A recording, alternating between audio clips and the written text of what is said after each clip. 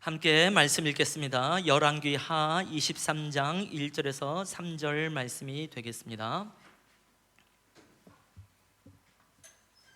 열왕기하 23장 1절에서 3절 말씀입니다.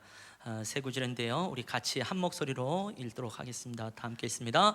왕이 보내 유다와 예루살렘의 모든 장로를 자기에게로 모으고, 이에 왕이 여호와의 성전에 올라가매 유다 모든 사람과 예루살렘 주민과 제사장들과 선지자들과 모든 백성이 노소를 막론하고 다 왕과 함께 한지라. 왕이 여호와의 성전 안에서 발견한 언약책의 모든 말씀을 읽어 무리의 귀에 들리고, 왕이 단 위에 서서 여호와 앞에서 언약을 세우되 마음을 다하고 뜻을 다하여 여호와께 순종하고 그의 계명과 법도와 율례를 지켜 이 책에 기록된 이 언약의 말씀을 이루게 하리라 하매 백성이 다 그 언약을 따르기로 하니라. 아멘. 가을이 이렇게 빨리 올 줄 몰랐습니다. 우리 한번 옆에 분에게 또 얼굴 보고 인사하죠. 가을은 하나님을 예배하기에 딱 좋은 계절입니다. 한번 인사해 보겠습니다. 오늘 아침엔 약간 쌀쌀하다라는 느낌을 갖게 됐는데요, 무더위를 무사히 통과하신 우리 성도님들을 예수님으로 축복합니다. 우리가 아마 여름의 막바지에 저희 교회가 좀 여름 행사를 하게 되지 않았나라는 생각을 해보게 되는데요, 전교인 캠프에 함께 가지 못하신 분들은 조금 아쉽습니다만, 이게 첫날 된 저녁에 함께 식사할 때 찍은 사진인데요, 찍을 때서부터 마음이 너무 뿌듯하고 너무 감사했습니다. 정말 우리가 한 가족이구나라는 생각을 하게 되어졌어요. 요즘 TV에서 아주 유명한 하나의 그 예능 프로그램이 있잖아요. 그래서 같이 식사를 한다는 것은 이제 식구가 됐다는 의미가 아니겠냐고, 이제 그런 말, 뭐 옛날부터 있었던 말이지만 이제 자주 듣게 되어지는데요, 그야말로 우리가 한 식탁 안에서 식사하면서 가족의 의미를 더 견고하게 견고하게 하지 않았나라는 생각을 하게 됩니다.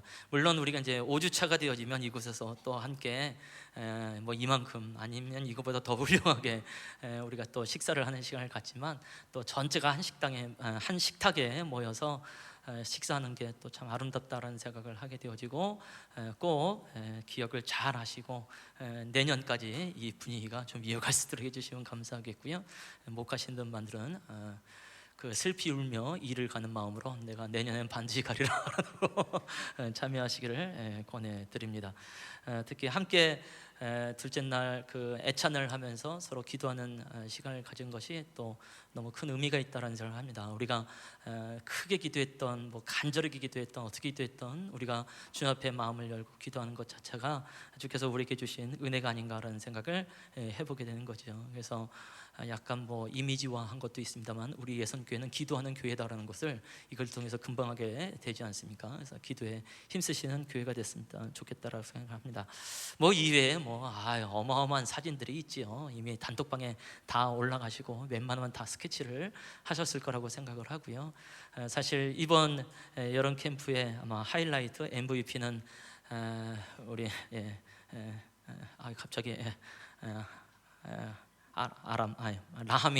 라하미가 아닌가라는 생각을 좀 해보게 돼요. 어쩜 그렇게 발레를 잘하는지, 저런 몸으로도 발레를 할 수 있구나 이런 생각을 하게 되어지고, 또 질세라 또 우리 소은이도 나름 발레 피스크리하고 이런 것들이 굉장히 기뻤던 것 같아요. 그래서 모두가 정말 어린아이처럼 주 앞에 나갔으면 좋겠다. 근데 이거보다 사실 저는 그 전전날 있었던 그 여름 성경학교 때의 은혜가 또 굉장히 컸었던 것을 좀 발견하게 되는데요, 여기 이제 영상입니다. 영상, 음원도 좀 나오게 될 텐데 한번 들어볼까요?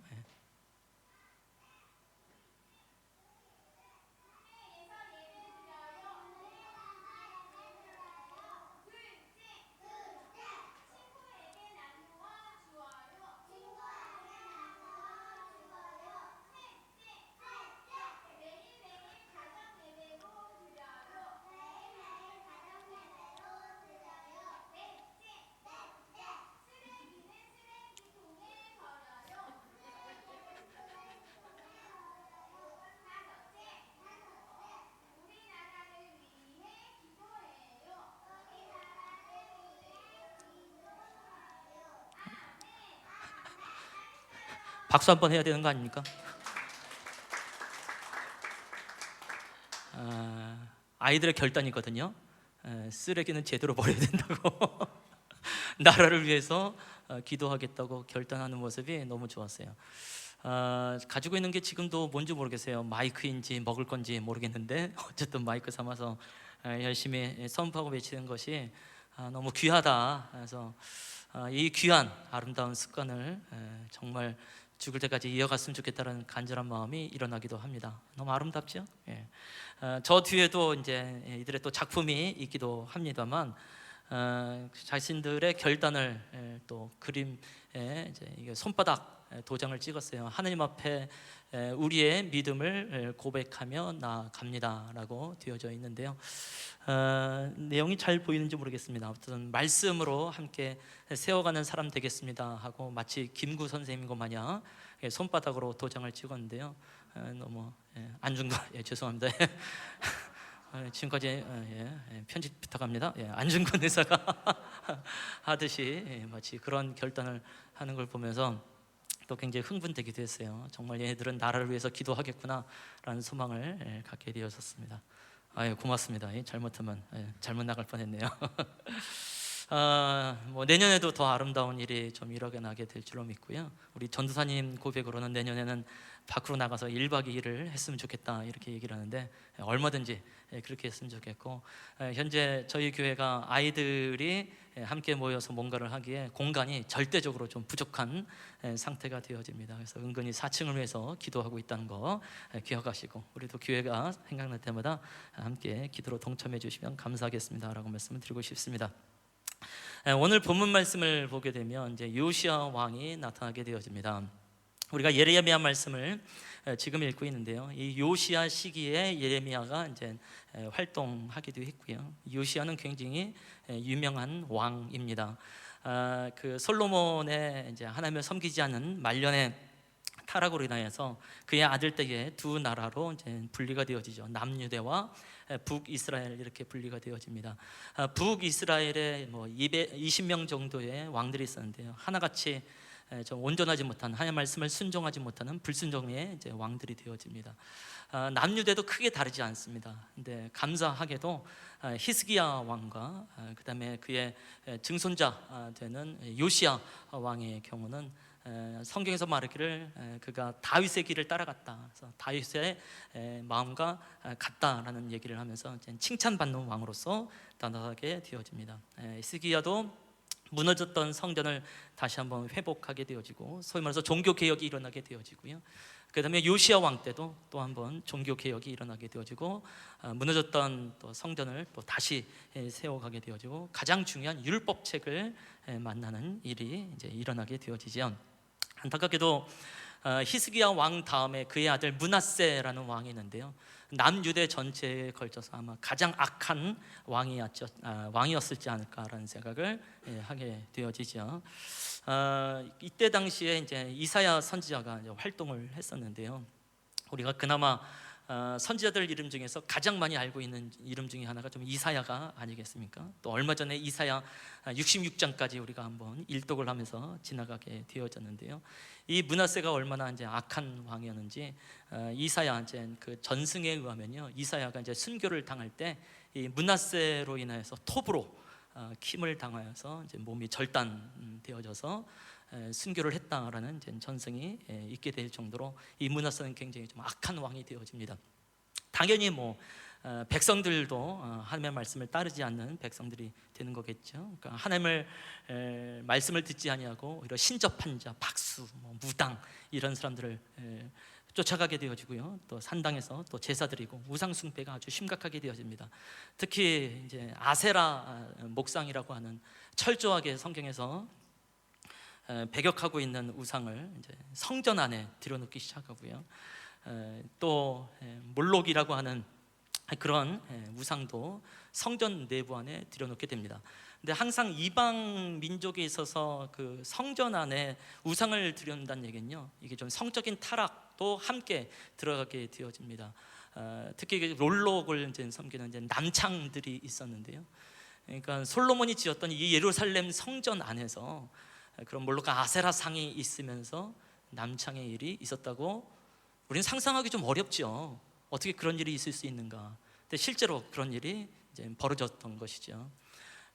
뭐 진짜 이건 상상하면 안 되는데 우리 예선교회에 갑자기 물록과 그다음에 아세라상이 있게 되어지고 여기서 막 남창이 막 활기를 피고 전 들어가지도 못하고 우리 모두 다 여기 들어가려면 굉장히 좀 우울해지는 상황이 되는, 이건 상상 자체가 안 되는 건데 실제로 이제 그런 일들이 벌어지게 되었습니다.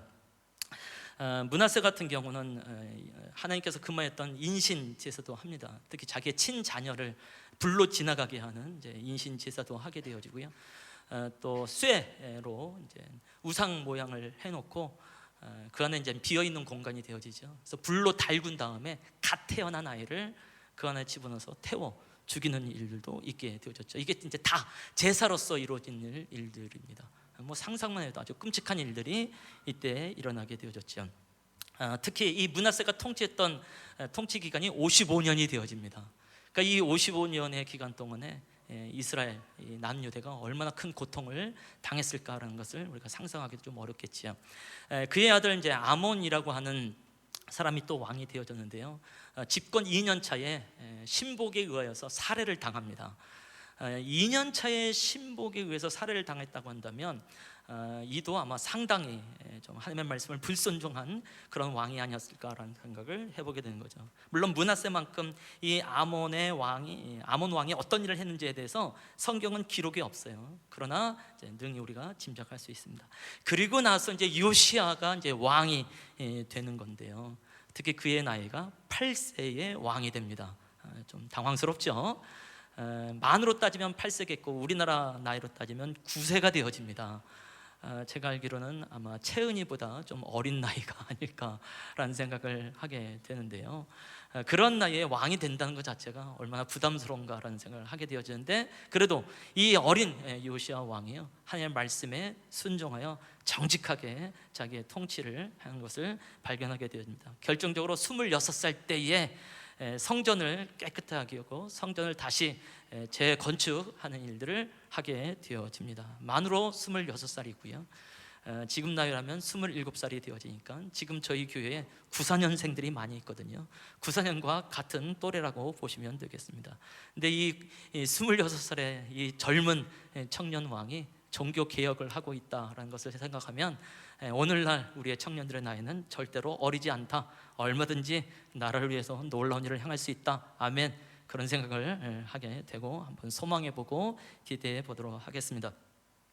성전을 정화하는 동안에요, 제사장 hil기야라고 하는 사람이 여호와의 율법책을 발견을 합니다. 이게 너무너무 흥분되어져서 서기관 사반이라는 사람을 찾아갑니다. 내가 성전을 수리를 하다가 이 율법책을 발견하게 되어졌습니다. 사반이라는 사람이 읽고 너무 큰 감동을 하게 되어지고 요시야 왕에게 가져가고 그 요시야 왕 앞에서 그 율법책을 쫙 낭송을 합니다. 당연히 모세 오경이 되겠죠. 십계명을 비롯한 율법들이 되겠죠. 여러 제사법들이 나오는 것들이 되겠지요. 그때 요시야 왕이 그 율법책을 듣고 펑펑 웁니다. 왜 우리가 이토록 어려운 삶을 살게 되어졌는가? 이것은 우리가 하나님의 말씀을 제대로 순종하지 않기 때문이었구나. 그래서 백성들을 다 모아놓고 다시 한번 율법책을 낭송한 다음에 백성들이 우리가 이 율법책의 기록대로 살아가겠습니다라고 결단을 하게 되어지지요. 마치 이것은 이스라엘 백성들이 출애굽을 하고 나서 시내산에서 모여가지고 하나님께서 모세가 십계명과 함께 율법을 쫙 낭송할 때에 이스라엘 백성들이 우리가 이 말씀을 따르겠나이다라고 헌신하고 고백하는 것 같은 마찬가지의 상황들이 좀 일어나게 되어지는 것이죠. 그러면서 이제 구체적으로 이제 종교 개혁이 일어나게 되어지고 그야말로 나라 안에 큰 변화가 일어나게 되어지죠. 물론 그 다음에 나타난 왕들이 또 요시아처럼 살지 아니하고 또 타락한 왕으로 나타나게 되어지고 결국 바벨론으로 포로가 되어집니다만, 요시아 왕이라는 사람을 통하여서, 아주 젊은 청년을 통하여서 나라가 변화될 수 있습니다. 근데 그 중에서 가장 중요한 역할을 했던 것은 바로 율법책이었습니다. 오늘 본문 말씀에 의하게 되면 언약책이었습니다. 오늘로 말한다면 바로 성경책이라는 것을 발견하는 것을 통하여서 이스라엘 유대가 전체가 새로워지고 변화가 되는 것을 발견하게 되어지죠. 그래서 오늘 함께 좀 말씀에 대한 의미를, 성경에 대한 의미를 좀 새겨봤으면 좋겠다라고 말씀을 드리고 싶습니다. 우리가 이제 이 8월 한 달 동안에는 참 여러 가지 은혜가 있었어요. 특히 둘째 주에 이제 콘서트 워십을 하게 되어졌고, 또 지난주 같은 경우는 전교인 캠프를 하게 되어졌죠. 또 8월 첫 주에는 워낙 나라가 이제 뭐 국제적으로 좀 흉흉한 상황 속에 있기 때문에 역대하 20장 말씀을 통해서 나를 위해서 함께 기도하는 시간으로 중보적 예배로 한번 드려봤습니다. 그 전까지 6월달, 7월달에 걸쳐서는요, 아브라함과 이삭을 통해서 믿음의 조상을 보게 되어졌지요. 그들 스스로 믿음의 조상이 되었다기보다는 언약의 신실하신 하나님께서 그들을 믿음의 사람 되게 했다, 믿음의 조상 되게 했다라는 메시지를 함께 전하게 되어졌습니다. 그래서 이제는 이제 야곱으로 넘어갈 때이고 요셉으로 넘어갈 때인데요, 특히 야곱의 삶이 워낙 험악한 삶들이 좀 많이 나옵니다. 그래서 우리랑 좀 비슷한 삶이 좀 많이 겹쳐지면 당장 좀 쓰고 싶긴 합니다만, 좀 그럴 만한 상황은 아니다라는 생각이 좀 들어서요, 야곱과 요셉에 관해서는 조금 더 있다가 아마 연말이거나 아니면 내년에 함께 나누게 되지 않을까라는 생각을 하게 되어지고요. 그래서 어떤 말씀을 좀 나누면 좋을까라는 고민을 하다가 책이 하나가 좀 떠오르게 되어지는데요, 그 책의 이름은 열방을 변화시키는 하나님의 책이라는 이제 제목의 책입니다. 하나님의 책, 당연히 성경책을 말하게 되어지죠. 로렌 커닝햄이란 분이 이제 쓴 책이 되어집니다. 출판된 지 아마 10년이 조금 넘은 것 같습니다. 로렌 커닝햄이라고 하는 분은 제가 이제 청년 때 속해 있었던 이제 YM이라고 하는 한국말로는 예수전도단이라고 하는 곳에 이제 국제 설립자가 되어집니다. 20대 초반에 세계 선교에 헌신했고요. 지금은 이제 80 중반쯤 되시는 분이신데 그의 삶을 60년 이상 세계 선교에 헌신하고 계시고요. 그래서 정말 많은 나라, 정말 많은 열방을 다녔던 분이 되어집니다. 그래서 열방의 변화에 관한 책을 쓰기에 아마 가장 합당한 분 중에 한 분이 아닐까라는 생각을 해보게 되어지죠. 특히 이분의 그 특징이 있다고 한다면, 이미 뭐 오래전에 이제 기록이 되어지는데요, 전 세계에 있는 모든 나라를 다 방문했습니다. 다 여행을 했습니다라는 거로 아주 유명합니다. 그래서 이 책의 이제 서문에서도 좀 나와요. 자기처럼 전 세계를, 거의 모든 나라를 방문한 사람이 전 세계적으로 한 10명 정도밖에 안 된대요. 그러니까 그것은 자기의 이제 특권이라고 말하죠. 뭐 그럴 수밖에 없겠죠. 그러니까 전 세계에 있는 모든 나라가 과연 몇 개국이나 될까요? 그러니까 어디서 기록을 내느냐에 따라서 조금씩 다른데, 유엔에서 발표된 것은 한 195개국 정도가 되어지고요. 근데 올림픽에서 하는 것과 또 월드컵, 피파에서 하는 것하고 조금씩 차이가 있게 되더라고요. 그래서 올림픽에서는 206개국이 있다고 그러고 월드컵 기준으로는 211개국이 있게 되어집니다. 그러니까 전 세계적으로 현재 200여 개국의 나라가 있게 되어지는데요, 여기 뭐 섬나라도 있고 도시 형태의 뭐 나라도 있고 뭐 그렇게 된 거겠죠. 근데 이 모든 나라를 다 방문을 했습니다. 그래서 누구보다 나는 이 책을 쓸 수 있을 만한 자격이 있지 않냐라는 표현을 좀 하게 되어지고 저도 동의를 합니다. 한 가지 좀 유담이긴 한데요, 지난번에 제가 리비아 다녀왔다는 얘기를 할 때도 약간 말했던 것 같긴 한데, 제가 그때 92년도에 리비아를 다녀왔는데요, 이때 당시 이분이 모든 나라를 이미 다 갔는데 딱 한 나라를 못 갔다 그랬어요. 그게 리비아였습니다. 그때 제가 리비아를 가면서 얼마나 뿌듯했는지, 내가 그나마 이 로렌보다 뛰어난 게 하나가 있구나, 뭐 이런 생각을 하면서 잘난 척이었습니다. 뭐 제가 잘난 척 안 해도 뭐 주변에서 저를 잘난 척 하게 하더라고요. 어저께 단톡방에 올라온 거 읽으셨군요. 약간 악마의 편집이 있더라고요. 전반부는 제 얘기인데요, 후반부는 제 얘기가 아니거든요. 야, 희한하게 편집을 했다. 그래서 따지면 안 되죠. 그런 거 올렸다는 것 자체가 얼마나 감사한가라는 생각을 하게 되어집니다. 그래서 나중에 이제 리비아도 이제 이분이 이제 방문도 하게 되어졌는데요. 그래서 이제 이 책에 이제 상당히 이제 신빙성이 있다고 보여지고요. 특히 이제 한 예를 든 곳이 있습니다. 이게 봐도 야, 이것은 나도 정말 꼭 가고 싶다, 막 이런 곳이 되어지는데요, 이게 과연 하늘일까요? 바다일까요? 느낌에 꼭 누워가지고 하늘을 찍었는데 신비한 행성이 이렇게 바로 눈앞에 보인 것 같은 생각이 들게 되어져요. 근데 사실 위성에서 찍은 바다의 이제 사진이 되어지고 섬 나라가 되어집니다.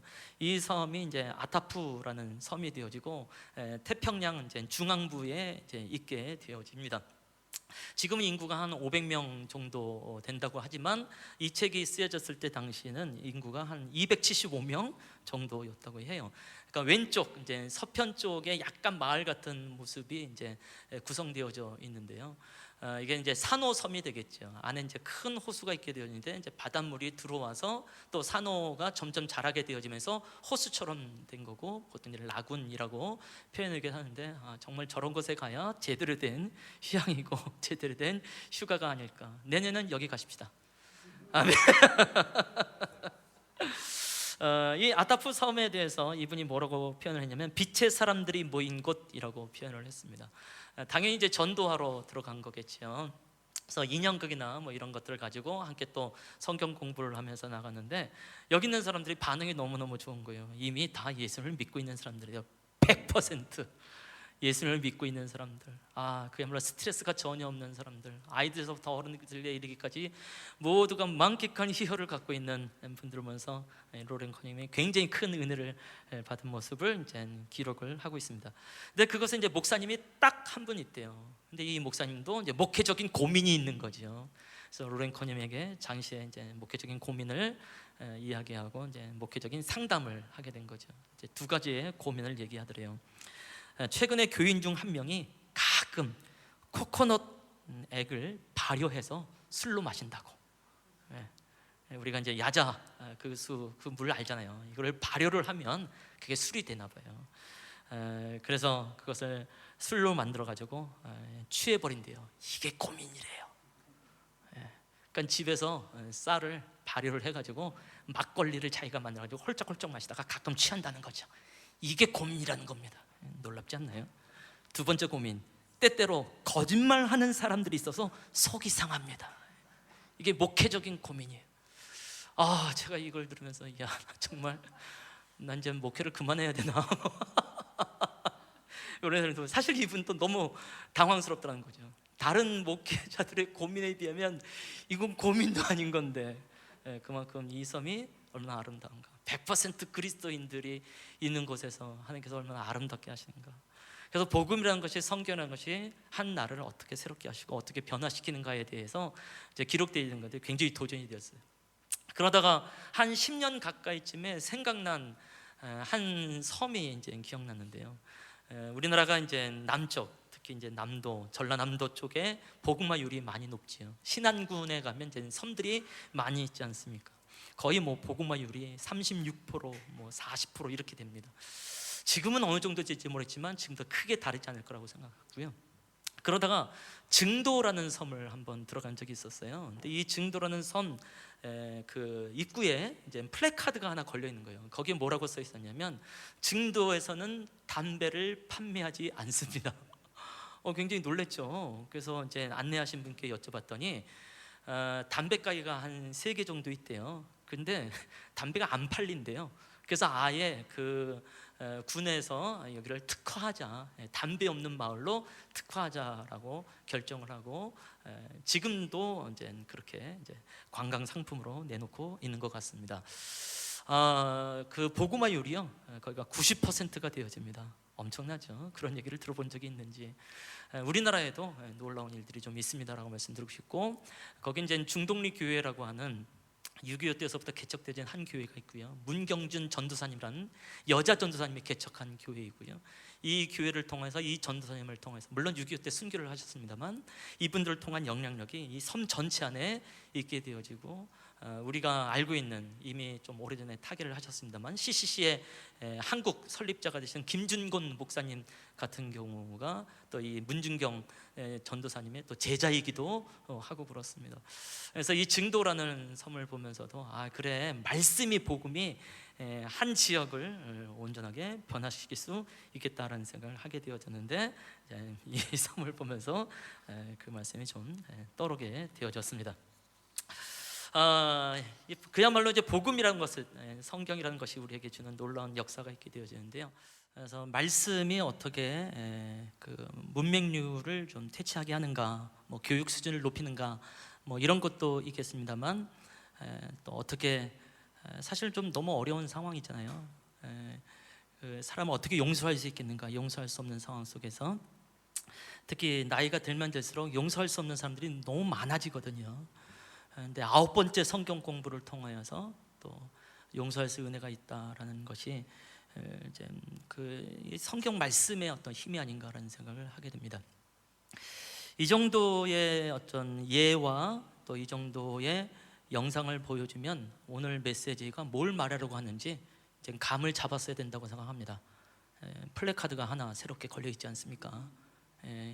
일기 셀프 바이블 스터디라고 되어 있습니다. 이제 가을 성경 공부가 되어지는데요. 다음 주서부터 10월 마지막 주까지 8주간 이루어지게 되어집니다. 이경화 선교사님이 함께 섬기게 되어지는데요. 또 이게 공교롭게도 이경화 선교사님이 또 탄자니아, 또 케냐에서 또 인도에서 열심히 성경을 가르치다가 지금 한국에 잠깐 나와 있고요. 또 11월 중엔 다시 인도에 가서 또 성경 교사로서의 역할을 하게 되어지는데요. 함께 좀 참여를 하기를 독려합니다. 이미 저를 비롯해서 4명의 사람이 등록을 했는데요. 뒤에 이제 신청서도 있고 그 다음에 유리에 보면 그 기명할 수 있는 이제 것도 해놨어요. 그래서 우리 김순옥 권사님 다시 한번 봐주시기 바랍니다. 저렇게 손가락으로 하고 있으니까 기록을 해주시면 좋을 것 같은데요. 두 가지만 좀 나누고 싶은데, 이제 셀프라고 됐습니다. 셀프, 그러니까 자신이 이제 직접 해야 된다는 것이죠. 우리가 예배를 통해서 설교를 통해서 하나님의 말씀을 듣는 것도 굉장히 중요하지만 사실은 이거는 한 달이 걸쳐서 우리가 또 말씀을 알게 되잖아요. 그래서 직접 본인이 읽고 직접 공부 연구하고 그것을 깨닫고 삶 속에 적용되어질 때에 훨씬 더 의미가 있지 않나라는 생각을 하게 되어지죠. 뭐 모든 것이 그렇습니다만 특히 신앙이라고 하는 것이 나의 언어로 표현이 안 되면 이게 인격화가 되기가 좀 어렵더라고요. 삶으로 나타나기가 어렵더라고요. 우리가 교회에서 말하고 있는 기도라고 하는 것, 예배라고 하는 것, 뭐 전도라고 하는 것, 신앙, 뭐 믿음이라고 하는 것을 나는 나의 언어로 표현할 수 있는가? 나의 언어로 표현되어질 때 실제로 인격화와 또 삶으로 나타나게 됩니다라고 말씀드리는데, 성경책도 마찬가지인 것 같아요. 이제 목사님이 말하고 있는 성경이 아니라 내가 나의 언어로 말할 수 있는 성경이 무엇인지, 그래서 셀프라고 하는 부분이 굉장히 중요한 부분이 아닌가라는 생각을 하게 되어지고, 특히 예수님께서 아마 셀프 스터디에 대해서 가장 먼저 하신 분이 아닐까라는 생각을 해보게 되는데, 특히 요한복음 4장 말씀을 보게 되면 사마리아 여인을 예수님께서 만나서 말씀하는 것 중에 뭐가 있냐면 예배에 대한 진수, 예배의 핵심을 가르쳐 주십니다. 예수님께서 그때 가르쳤던 그 핵심의 예배의 그 핵심적인 말씀을 오늘날 정말로 많은 교회가 그 말씀을 가지고 이제 예배 때서 가르치고 예배 때 인용을 하죠. 하나님은 영이시니 예배한 자가 신령과 진정으로 예배할지니라. 엄청나게 유명한 말씀 아니겠습니까? 근데 그것을 누구한테 가르치자면 사마리아 여인 한 사람한테 가르쳐 줬다는 것이 굉장히 놀라운 것이죠. 그렇게 놀라운 말씀이라고 한다면 12 제자에게 먼저 가르쳐 주고 나서 제자들이 사마리아 여인에게 가르쳐 줘야 순서에 맞는 것이 아니겠는가.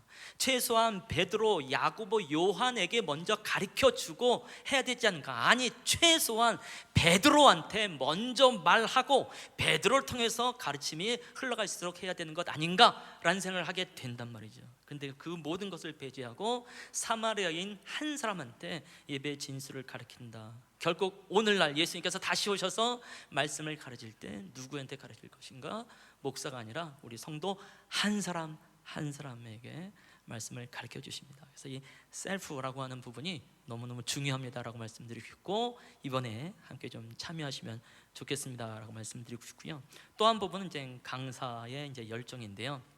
이미 20년 이상을 성경 교사로서뿐만 아니라 온갖 교사로서의 역할을 다 했습니다. 아이들 뭐 학습지 교육서부터 시작해서 뭐 과외서부터 시작을 해서요.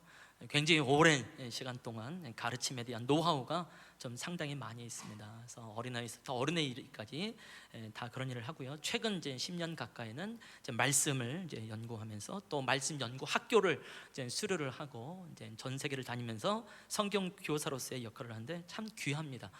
또 어른을 또 잘 모시는 분이라서 또 어른들이 어떻게 말씀을 이해를 해갈 수 있는가 잘 지도를 할 거라고 생각을 해요. 그의 어머님이 오랫동안 요양원에 계셔서요, 자기가 직접 그 요양을 하려고 요양사 자격증까지 따서 어머니를 또 돌본 분이기도 하고, 저는 개인적으로 거의 섬김의 화신이 아닌가 뭐 이런 생각을 하기도 합니다. 특히 이 선교사님이 이제 준비한 것들을 보면 굉장히 놀라워요. 볼 때 이게 지금 탄자니아, 케냐에서 한 건데 이 선교사님이 다 준비해 간 것 같아요. 왜냐하면 얼마 전에 며칠 전에 이 사진을 보내왔어요. 그리고 이 사진대로 이 물건을 저희 집에 보내왔습니다. 성경 공부에 필요한 모든 재료를 본인 자비로 다 구비를 해가지고 보내온 거예요. 이게 웬일입니까? 좀 투머치입니까? 뭐 이런 생각이 좀 들기도 하지만 그러니까 이만큼 말씀을 나누는 것에 대한 열정이 있구나. 그래서 굉장히 도전이 되어졌고요. 그래서 좀 소망하는 마음이 있는데요.